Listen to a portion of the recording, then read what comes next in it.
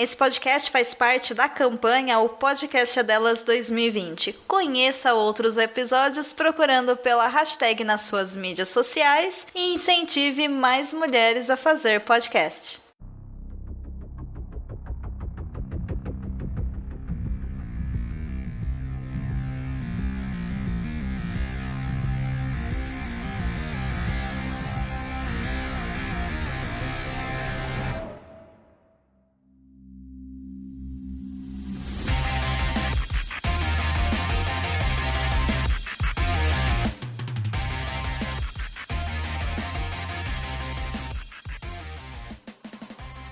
E estamos de volta com o BBcast, o seu podcast de automobilismo e outras nerds. No episódio de hoje vamos falar sobre a pré-temporada da Fórmula 1. E aqui comigo está a Débora Santos Almeida. Olá, amigos, sejam bem-vindos a mais este podcast. E bom, vamos lá falar um pouco da Mercedes rosa, da Ferrari escondendo o jogo dela mesmo e da Renault aparecendo com um carro todo preto. Exatamente, a equipe Renault já se apresenta de luto, né, para uma pré-temporada. Não sabemos se ela vai continuar de luto na temporada completa, mas algumas pessoas gostaram desse carro todo preto, né? Vamos ver o que ela tem para apresentar aí a partir de Melbourne.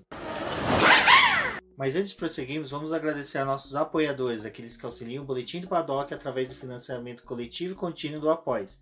Lembrando a importância desse apoio financeiro, essa campanha que nós temos na plataforma Apoies, que ele auxilia o Boletim do Paddock na sua manutenção e no seu crescimento. Atualmente, como vocês podem ver, já estamos com a cobertura total da Fórmula E. Vamos continuar agora com a Fórmula 1 e com a Stock Car.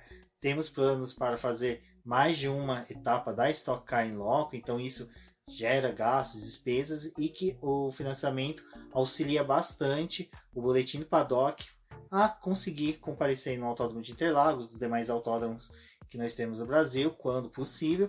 Então o apoio de vocês sempre é muito importante, auxilia bastante o nosso trabalho. E os nossos apoiadores, aqueles que têm a menção honrosa, tanto no nosso BBcast pelo podcast, como também agora que nós conseguimos lançar o BBcast no YouTube, também tem a transmissão do nome deles, que são Ricardo Banner, Maia Barbosa, Eliezer Teixeira, Luiz Félix, Arthur Felipe, Rafael Celone, Will Mesquita, Antônio Santos, Rogério Froner, Helena Lisboa, Cássio Machado, Carlos Del Valle, Bruno Vale, Eric Nemes, Bruno Shinozaki, Alberto Xavier, Will Bueno, Ricardo Silva, Beto Correia, Fabrício Cavalcante, Arthur Apóstolo, Sérgio Milani, Belchiades Veloso, Micael Souza, Ezequiel Bale, Cineu Messi, Rafael Arilho, Rafael Carvalho, Fábio Ramiro e Maria Ângela. Fica aqui meu agradecimento a todos os nossos apoiadores.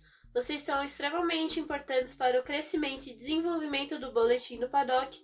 E assim como o Rubens falou, vocês estão nos auxiliando a cobrir mais etapas ao longo do ano, prestigiar mais categorias e, por consequência, trazer mais conteúdo para vocês aqui, tanto no podcast quanto no YouTube e também pelo site.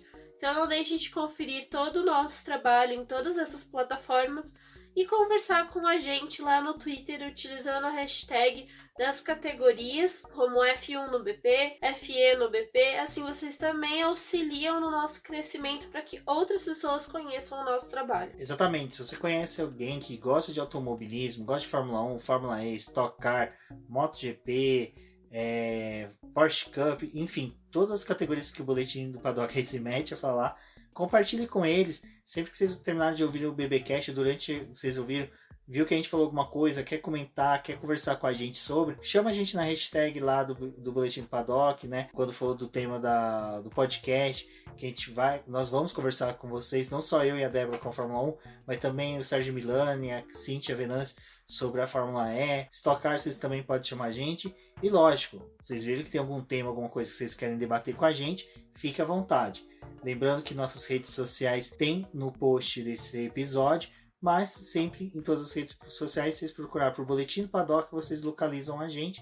E sempre os nossos redatores, autores de post, sempre estão também nas redes sociais ali interagindo com o nosso público. Estamos aqui para falar, né, da pré-temporada da Fórmula 1. Lembrando que este ano nós tivemos aí uma redução dos dias, né, Débora? Foi de 8 para 6 dias. E eu vi muita gente falando que foi bom, que foi ruim, que entendeu que foi bom, que foi ruim. Eu vou ser sincero, eu acho que 6 dias ficaram um tempo justo, mas eu acredito que esses 2 dias que se perderam deveriam ter sido jogados ou para o meio da temporada, ou um pouquinho mais para o final, ou talvez para auxiliar ali não só no desenvolvimento dos carros, mas para dar oportunidade para os pilotos de testes, né, poder guiar o carro, que eu salvo engano, nessa etapa, nessa pré-temporada, só o Robert Kubica, que é o piloto de teste que conduziu o carro, nenhum outro piloto de teste. A Williams, por exemplo, tem 2 pilotos de testes, né? E, por exemplo, a Haas, que tem o Pietro Fittipaldi, a própria McLaren, que tem o Sérgio Sete Câmara. Tudo bem que o Sérgio Sete Câmara fez um belíssimo trabalho na Fórmula E, lá como piloto de teste, foi segundo colocado. Falamos sobre ele no BBcast sobre Fórmula E. Escutem também, que ficou bem interessante a atuação dos pilotos de teste. Mas, voltando à Fórmula 1, eu acho que ficou muito apertado até mesmo para a falta de testes que tem durante o ano. Não para pré-temporada, mas como a falta de testes durante o ano, 6 dias ficou muito apertado. Ano passado a gente teve 8 dias, a gente pode até recordar lá da saga da Williams de ter perdido 2 dias de teste, que para eles acabou fazendo falta, mas pensando no programa de 6 dias de teste com 8 horas disponíveis para poder testar os carros, é algo que as equipes acabam se adaptando porque ninguém vai para lá sem saber o que tem que fazer. Então cada pessoa tem o que tem que ser analisado e o que precisa ser buscado e visto nesses dias. Então cada um faz o seu trabalho, é praticamente um trabalho de formiguinha, né? Cada um faz uma coisinha ali e funciona.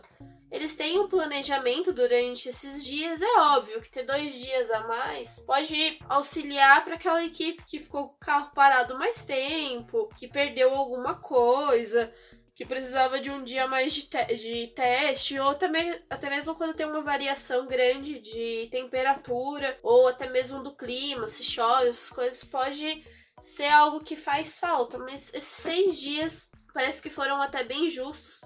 A gente não teve problema climático, assim, teve um dia só que acabou a pista amanhecendo molhada, então dificultou um pouco os testes da manhã, porque os carros levaram mais de 1 hora para poder realmente se arriscar na pista. Alguns foram lá secando e fazendo aquele trilho na pista, mas não era todo mundo que resolvia colocar o carro na pista de uma vez para poder fazer esses testes. Também tem, acho que, o fato de que quando tem a bandeira vermelha é um período que se perde, porque como é um teste de pré-temporada, não é um treino livre, não precisa ter toda aquela agilidade de limpar a pista muito rápido. Afinal, você está lidando com 8 horas de sessão, 4 horas na manhã e 4 horas à tarde. Mas sim, é uma perda para quem tá ali precisando de algo a mais, né? Mas dá pra poder entender que esses 6 dias, e por ser uma temporada que é de, sei lá, como se fosse um complemento da temporada de 2019,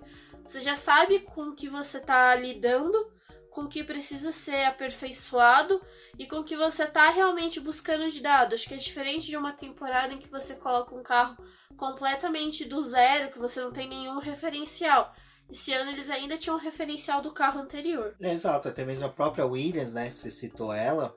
Vale lembrar que o ano passado ela perdeu 2 dias e meio, porque meio-dia do primeiro dia que ela atuou, ela gastou para montar, finalizar o carro lá em Barcelona. Este ano não, até a própria Carl Williams falou que o próprio clima dentro da pista da equipe mudou com o fato deles conseguirem chegar antes, começar os treinos junto com as demais. Então a equipe está mais otimista do que estava o ano passado. Ficaram para fazer as filmagens também, eles não voltaram, né, para a fábrica, permaneceram lá para poder fazer os dias de filmagem também. Eles foi a primeira equipe, né, aí de pista fazer filmagem, porque ela teve o lançamento, né, já com imagens do carro em pista, e depois fizeram mais um dia de filmagens. E esse ano nós tivemos algo um pouco mais interessante. Nós tivemos o ano passado, né, Sky Sport transmitindo os treinos, mas esse ano, além da Sky Sport, a gente tinha a própria F1 TV, né, transmitindo os treinos. Então a gente já começou a ter um aproveitamento melhor até de forma de mídia dos treinos, o que mostrou até mesmo que eles podem extrair mais, podem auxiliar isso até nas equipes conseguir mais patrocinadores, uma exposição maior dos carros, de tudo, desse universo que é a Fórmula 1 e da pré-temporada. Nós acompanhamos, a Débora assistiu os 6 dias de testes, né? Foram mais de 48 horas, né, de transmissão, porque começava um pouquinho antes, tinha uma apresentaçãozinha ali, depois terminava, ainda continuava. E que foi legal que a gente pôde ver que durante a transmissão, durante os momentos em que não tinha carro na pista, né, Débora? Os jornalistas, os apresentadores, os comentaristas traziam algumas informações interessantes e até mesmo entrevistavam alguns pilotos e pessoas envolvidas das equipes. Teve 2 opções que a Sky Sport ofereceu, que era a inglesa e a italiana. Eu dividi esses 6 dias alternando a transmissão entre as duas para poder acompanhar. A que me pegava mais era a italiana pelo fato deles serem mais calorosos e estarem ali discutindo realmente coisas. Eu lembro que no segundo dia em que teve a revelação do DAS lá, da Mercedes, e que foi primeiro uma imagem e depois criou todo aquele debate até que a Mercedes finalmente se pronunciasse a respeito daquilo, era muito engraçado ver os italianos putos da vida, porque estavam vendo algo que a Mercedes fez e que a Ferrari não tinha feito, então já causava aquela ânsia, porque você vê que eles, mesmo sendo narradores, eles são italianos e eles torcem para a Ferrari, eles acreditam na Ferrari. Então ver que logo no segundo dia de teste eles já estavam com uma desvantagem para a Mercedes era algo bem interessante. Eles começaram a levantar dados, depois eles conseguiram a imagem da Fórmula 1 que mostrava realmente como aquilo funcionava, como atuava nos pneus. E eles foram discutindo quanto que aquilo era viável ou em um acidente se aquilo poderia causar algum dano para o piloto. E foram discutindo se aquilo era bom realmente para o carro, quanto que aquilo acabava tomando de atenção. A legalidade, né? A legalidade, se aquilo ia ser algo que as outras equipes conseguiriam dar uma solução rápida para os carros, para poder ver mais gente utilizando essa tecnologia. E foi algo que perdurou nessa primeira semana de testes, até respingou na segunda semana. Mas eu acho que a parte que mais me chamava a atenção era realmente da Sky Sport italiana trazendo bastante entrevista durante os testes, não ficava só limitado ao carro na pista. E às vezes, quando não tinha nenhum carro na pista, voltava ali para o pessoal, fazendo como se fosse uma espécie de mesa redonda com um debate, essas coisas. Então foi algo bem interessante. Então vocês aí se preparem nos próximos testes, conseguindo aí um acesso a transmissões tanto da Sky Sport como também da Fórmula 1, né? A Fórmula 1 também transmitiu através do aplicativo deles. E foi bem interessante também o da Fórmula 1 que eles toda hora tinha um piloto, né? Em intervalos tinha um piloto comentando, falando sobre o carro, eles tiravam dúvidas. As coletivas deles, né, eram algo bem esperado, né? Porque era o momento de tirar algumas dúvidas do pessoal, esclarecer algumas coisas, até mesmo dar aquele cutucão nas equipes para poder falar, e aí, o que tá acontecendo? E eles estavam interagindo, né? Se você tweetasse usando as hashtags tanto da Sky Sport como da Fórmula 1, mas era mais o pessoal da Sky Sport, estavam interagindo com os ouvintes, com quem estava acompanhando os treinos, muito parecido com o que o pessoal da Sport TV fazia. Então, foi bacana, inglesa, né? A gente tinha o Will Buxton ali também, já uma figura que o pessoal conhece bastante por causa do Draft Survive. Ele faz os vídeos da Fórmula 1 lá no canal do YouTube. Então já é um jornalista muito conhecido e também engraçado e que entende bastante do assunto. O último grande círculo da Globo, lá da Sport TV, em que junta jornalistas da área e também outros jornalistas para entrevistar uma pessoa, foi realizado com o Bin Barrichello. E por que eu estou trazendo isso? Nessa entrevista, o Bin Barrichello explicou um pouquinho como foi os testes de Barcelona, de Barcelona não, Jerez, se eu não me engano, agora me fugiu, sobre a temporada 2009. E aí perguntaram, né, por que na pré-temporada você foi um monstro, né, na Cobral, e depois chegou em Melbourne e você ficou atrás do Button. Aí ele explicou a questão da calota, mas ele levantou outras informações que é bem interessante, que reflete muito quando a gente fala que não dá para analisar, não dá para dar uma certeza absoluta sobre como está o grid, como será a Fórmula 1 2020, baseado no que a gente viu na pré-temporada. Porque uma coisa que o Bimbeck ela falou é que assim, como tá mais frio na Espanha, o ar é mais denso, tem um peso maior, então as asas dos carros, pentes aerodinâmicos, eles sofrem uma pressão muito maior. Então, durante os testes, eles também testam a resistência dessas peças. E aí eu fui procurar um pouquinho mais para saber disso, e vai muito além disso. Até o teste das suspensões vão nisso. Às vezes um piloto roda, que nem durante a transmissão o pessoal brincava, né? Que o Vettel rodou, Verstappen rodou. Isso se dá também porque o carro ele é todo projetado no túnel de vento. Depois os engenheiros trabalham com dados, números de um carro que é fabricado para verão. O carro de Fórmula 1 ele é fabricado para verão. Ele tanto pega verão na Europa, como na Ásia, como aqui, quando ele chega no Brasil, já está começando o verão. Está terminando a primavera e começando o verão.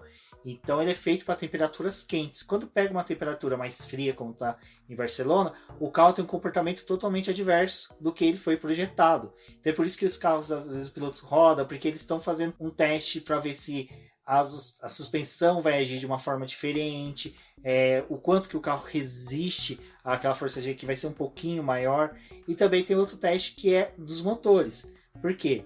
O ar mais denso, tem mais oxigênio, maior pressão, tem uma combustão mais forte, então eles conseguem levar os motores a uma pressão mais extensa, mais forte. E isso é uma coisa que é interessante que a Débora até escreveu sobre, falando por que as quebras são essenciais durante a pré-temporada. É essencial que esses carros quebrem, aliás, ali é um momento para eles realmente quebrarem, porque as equipes ainda vão ter 15 dias pela frente para poder analisar os dados e realmente lidar com essas quebras, identificando aonde está o problema. Então torna esse carro mais resistente, buscar as falhas dele. Esse ano a gente teve os motores da Mercedes tendo bastante problema. Foi algo que chamou a atenção e até o próprio site da Fórmula 1 falou isso. No caso da Mercedes é algo preocupante, porque a equipe ano passado não teve esse problema de quebra. A Mercedes mesmo, ela era conhecida como o carro imbatível, né? Não tinha problema, não tinha aqueles estouros de motor como as outras equipes tinham. E nesse começo de temporada eles enfrentaram esse problema com o motor. E nessa questão deles de mudar muito de um ano para o outro, é algo que chama atenção. Porém, os outros times eles estão lidando com motores, por exemplo, a Renault ela está tentando aperfeiçoar o motor dela, tanto para ela quanto para que a McLaren utilize nessa temporada. Então, ter quebra é tentar ver até onde esse motor vai. A Ferrari, ela apostou em algo mais diferente, que foi tentar fazer, na verdade, funcionar com o motor, provavelmente numa rotação mais baixa, para poder conservar ele mais. E o que muito se fala é que só vamos ver realmente o carro da Ferrari lá em Melbourne, que é quando ele vai estar realmente na sua plena atividade. Mas isso depende do que cada equipe estava buscando. A Renault mesmo, ela já tinha falado que ela ia fazer teste de motor, então o carro estava completamente preto.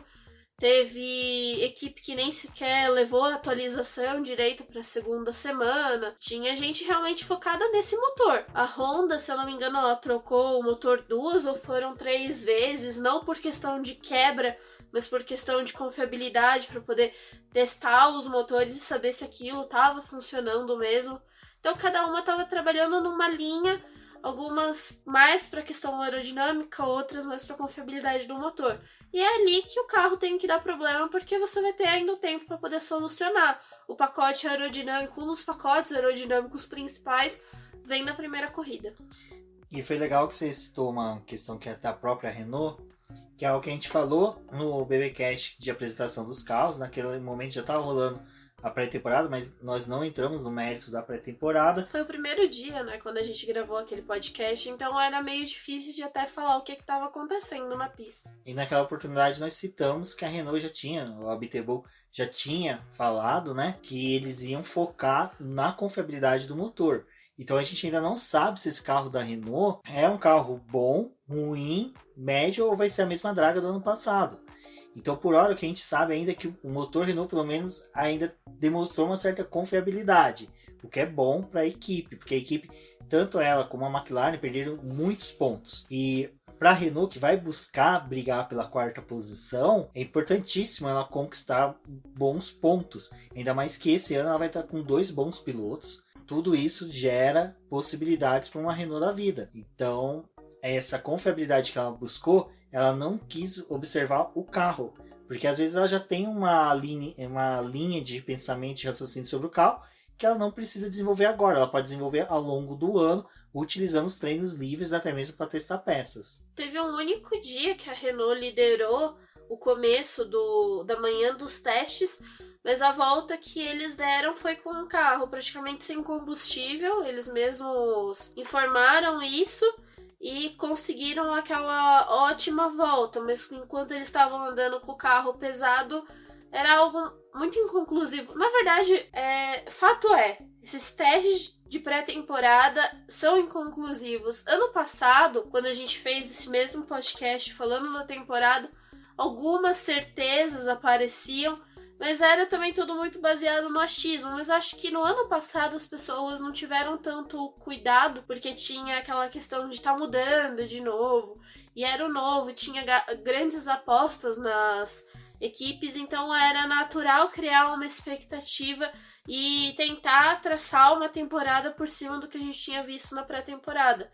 E esse ano, apesar de ser uma temporada em que os carros não estão mudando tanto e que teve um avanço, que comparar o carro desse começo de temporada com o carro lá do começo da temporada passada não é viável, porque ele seria muito mais parecido com o carro que a gente viu lá em Abu Dhabi, que já passou por todos os pacotes de atualização. Então, esse ano, acho que de modo geral, todo mundo teve um pouco mais de cuidado para poder falar quem é que vai estar na frente de quem vai brigar com quem, ou o que vai acontecer, porque apesar da gente ter uma previsão do que é com base na temporada do ano passado, muita gente focou realmente em tentar consertar os erros e fica assim, né? O que tá acontecendo aqui? Com o que a gente pode lidar? Apesar de tudo isso, nesses testes a gente viu a Ferrari fazendo muito ao contrário do que ela fez no ano passado, que foi se mostrar, porque ano passado ela liderava os treinos livres, colocava os carros na frente. Esse ano ela, apesar de tentar fazer uma coisinha ali, ela tava mais apagada. A Mercedes também, ela se anulou bastante nessa temporada, realmente testando a confiabilidade. E por outro lado, a gente teve uma Red Bull já querendo se mostrar em alguns dados que tem até no próprio site da Fórmula 1, mostrando quanto que eles foram rápidos. Tem uma volta comparada do Max Verstappen com o Valtteri Bottas. Ambas são do terceiro dia de teste, mas um da primeira semana e o outro da segunda semana. As condições de pista também são diferentes, porque na do Bottas tá um pouco mais de sol, então ela tava mais quente. A do Verstappen estava um pouco mais fria, mas você percebe a tocada dos dois pilotos com o carro e consegue projetar um pouco do quanto que a Red Bull está fazendo um carro muito forte para poder tentar brigar com a Mercedes. Enquanto isso, a gente tem ali nos bastidores a Ferrari falando que está com problema, que não conseguiu obter tudo que eles queriam do carro, que realmente está devendo em alguns aspectos. Pelos dados que a Fórmula 1 também divulgou, dizem que o carro da Ferrari perdeu um pouco da velocidade na reta e está ganhando mais na curva, e que a Red Bull... Que era o déficit dela do ano passado, né? Ela era muito conhecida de reta e um déficit muito em curva, o que era a diferença dela para a Mercedes. Às vezes é uma boa perspectiva também. Eu vejo muita gente falando que a Ferrari vai vir ruim, mas às vezes pode ser um ganho que ela tenha. E a gente vê isso também da Red Bull, talvez tá vindo mais forte, mais aguerrida, transforma um pouco do que a gente tem na cabeça, assim, de memória do que é a Red Bull, né? É o carro que não começa tão bem no começo da temporada, mas vai evoluindo muito rápido. Então seria legal se já nesse começo de temporada a gente tivesse um carro muito bom para poder brigar com a Mercedes e tentar acompanhar as atualizações que a equipe alemã vai trazer, né? Até interessante isso que você falou, que é uma citação ao que o Christian Horner vem falando, acho que nos últimos 3 anos. Ele falou que era um problema que a Red Bull tinha, né? E casa muito bem com Fato de a segunda temporada, na questão de pontuação, o Leclerc e o Verstappen ter conseguido muitos mais pontos, e eles até rivalizaram bastante com os ponteiros do campeonato. E a gente teve o fator Albon também, né, que entrou na Red Bull e casou com o tipo de pilotagem que o Max tem. Então, eram 2 pilotos pontuando muito perto um do outro. Então vai ter uma briga muito forte entre os 3 primeiros colocados, né? Então, entre os 3 primeiros colocados que eu falo assim de equipes, mas entre os 6 ali, nós temos um tetracampeão, um heptacampeão. Hepta não, hexa. Não trouxe o Schumacher de volta, não. E no caso, temos 3 aí pilotos jovens que são aguerridos, que querem, né, mostrar o seu valor dentro da categoria. Então a gente tem uma boa perspectiva dessa briga. E tem a McLaren chegando, com 2 pilotos jovens. São boas as apostas da McLaren, que como a gente falou no BBcast sobre os carros, a informação que veio da equipe, de quem acompanhou o carro, o lançamento, quem conversou com os pilotos, conversou com os projetistas, conversou com todos os envolvidos, é que esse carro era uma nítida evolução, é um dos carros mais afinados. O que a gente acompanhou das transmissões e também do próprio site da Fórmula 1 e de quem é especializado, que sabe do assunto, falando que o carro, um dos carros mais afinados, mais, sim, que você olha, você vê que, eu não estou falando de olhar o carro na pista, mas só que de informações obtidas, de você ver o carro trabalhando na pista, um dos mais afinados do resto do grid é o da McLaren, que a McLaren continua nessa nítida evolução que teve do ano passado. E chegando junto a ela, nós temos a cópia da Mercedes, né? A Pantera cor-de-rosa, que está disfarçada de Mercedes. É bem interessante também a gente falar a respeito disso, porque os testes de pré-temporada não deixam de ser políticos, né? Eles... É aquela coisa, você termina em Abu Dhabi ganhando na primeira posição, os 3 primeiros, aqueles que você vai lembrar por mais tempo, até os carros aparecerem novamente. E aí vem os testes de pré-temporada e a gente começa a lembrar dos pilotos por eles terem liderado os treinos ou por terem andado próximo dos líderes. Exato, e é legal você falar esse negócio de nós lembrarmos, né? Que a gente pode tirar uns exemplos de que aconteceu nos anos anteriores. Por exemplo, de 2015 a gente teve o Nico Rosberg, né? Vindo, ganhando. E quem começou a observar falou, gente, o Rosberg vai vir muito forte em 2016. E ele realmente veio muito forte em 2016. Veio estraçalhando. E você falando disso, a perspectiva que o pessoal tá falando muito que a Ferrari tá ruim, é um pouco de lembrança da corrida do GP do Brasil, que foi uma lástima total, aquela atuação dos 2 pilotos. E o GP de Abu Dhabi, que quem se lembra, nós falamos no BBcast que foi um GP monótono. Ele foi um GP que estava todo mundo querendo realmente concluir a etapa. Nós não tivemos nada assim de extravagante, de nossa, que tremenda corrida do que tinha sido as últimas da temporada. É legal de você falar isso, que às vezes a nossa impressão que nós estamos tendo da pré-temporada é um resquício do que a gente viu no final da temporada de 2019. Exato, e por isso que eu trouxe esse assunto, até porque a Racing Point, o que ela fez, se você olhar dos testes pré-temporada, foi tentar levar o carro ali para segunda, para terceira posição. Eles fizeram o papel deles de serem lembrados por quem passou por esses 6 dias de teste de pré-temporada. Então, se eles tiveram problema, o que a gente lembrou? Que eles estavam ali tentando encostar nos líderes. Então, não só o fato deles estarem com a cara de uma Mercedes de 2019, com um comparativo deles terem copiado absolutamente tudo do carro, e a gente ter essa memória realmente de física, né, de aparência, a gente tá tendo isso daqui. Já desestabiliza os concorrentes, né? Porque, nossa, já veio com a cara da Mercedes, que é um carro vencedor, que tava ali ganhando várias corridas, ganhou um monte de corrida no começo do ano. E aí você tem esse carro ali encostando no pessoal da frente. E tudo que a Racing Point quer, principalmente nesse ano em que ela finalmente conseguiu fazer um carro novo, porque diferente das outras equipes que estão adaptando seus projetos, eles realmente tiveram dinheiro esse ano para poder fazer um carro novo, é mostrar para o pessoal ali que disputa o meio do pelotão, que conta com a McLaren, a gente tá chegando, a gente quer a 4ª posição e se conseguir a 3ª.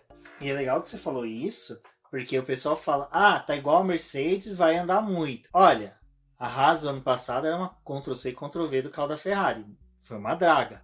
O carro da Toro Rosso, na pré-temporada do ano passado, nós explicamos que a Toro Rosso e a Red Bull ia ter desenvolvimento igual, até de chassis, juntas para que pudessem extrair o melhor do motor. Toro Rosso foi boa, mas não foi tudo aquilo. Ela ainda estava servindo muito de teste, né, para a Honda. Não, então mesmo tinha assim, tudo isso. ela não foi, ela não entregou tudo aquilo que seria se ela fosse uma cópia fiel ou uma cópia próxima do carro da Red Bull. A gente já teve... engraçado, só te cortando rapidinho, mas é engraçado a gente falar isso, porque, poxa, é muito legal você ter um carro, legal entre aspas, né? Você ter uma cópia do carro da Mercedes do ano passado, mas a Mercedes já utilizou um pacote aerodinâmico e já deu um salto de um ano pro outro, não é mais o mesmo carro.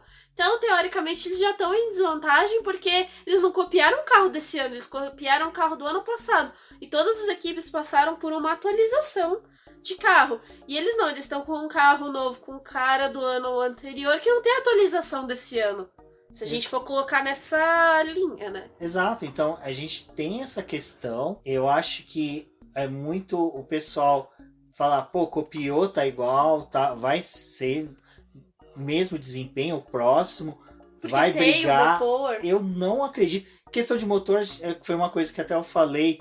Olha, 2014, motor da Williams. A Williams tem o mesmo motor da Mercedes. Mesmo, sim, rigorosamente é o mesmo. Até a Claire Williams em todos os anos ela fala, a gente não se preocupa tanto com o motor, porque a gente tem um motor, a gente só se preocupa mais com o desenvolvimento do carro.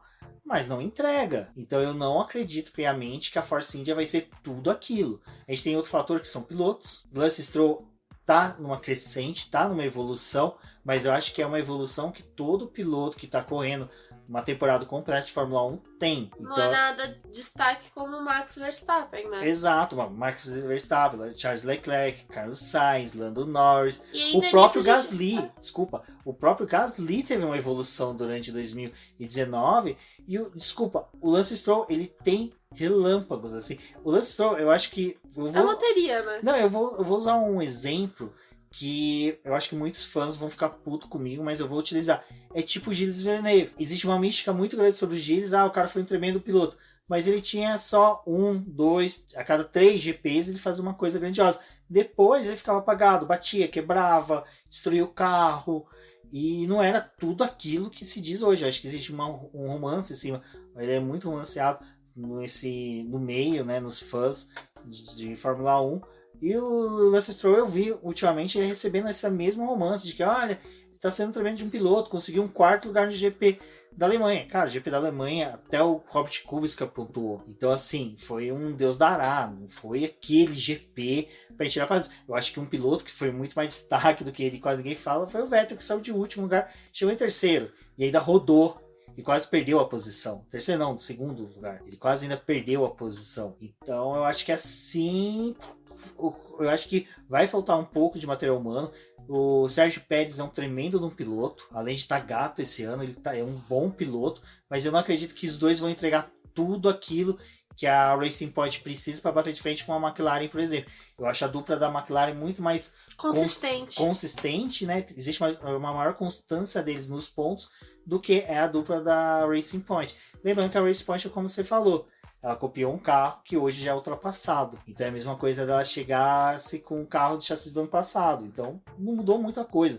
Para mim não vai ser aquela equipe que vai bater de frente, como eu disse, contra uma Renault e contra uma McLaren. Ela vai roubar pontos das duas, mas em GPs específicos, mas não ao ponto de chegar com uma 4ª força do campeonato. 5ª, 6ª força, pode ser que ela brigue por quebra das outras equipes. Mas o quanto que ela vai quebrar? Também, né? Talvez se o motor não tiver tanto problema como foi nessa pré-temporada que a Mercedes teve o problema, pode ser que eles tenham essa vantagem por conta do motor, mas realmente tem tudo isso. Outra coisa que eles ressaltaram bastante nesses textos de pré-temporada foi o fato da Alfa Romeo ninguém ter dado muito por ela. ela tá Eu ia falar realmente delas, das alfas. apagada, e na pré-temporada ela se mostrou um bom carro. Mas não é aquela coisa de você falar, nossa, eles lideraram treino livre e agora eles vão chegar vencendo corrida. Não é isso. Mas é também esse jogo político de nós lideramos, nós não somos equipe para poder brigar com os primeiros, mas a gente tá evoluindo. Nosso ano passado não foi tão bom. O segundo semestre dela foi uma lástima. Tanto por culpa de piloto, Mas- tanto por adaptação. Estavam passando por um processo de adaptação, de trazer um piloto novo, que foi o Giovinazzi, para poder fazer uma temporada completa. Então tem tudo isso, mas também tem o fato de que agora eles estão com uma equipe sólida. O Robert Kubica, apesar de ser o piloto de teste, ele realmente tá ali no simulador e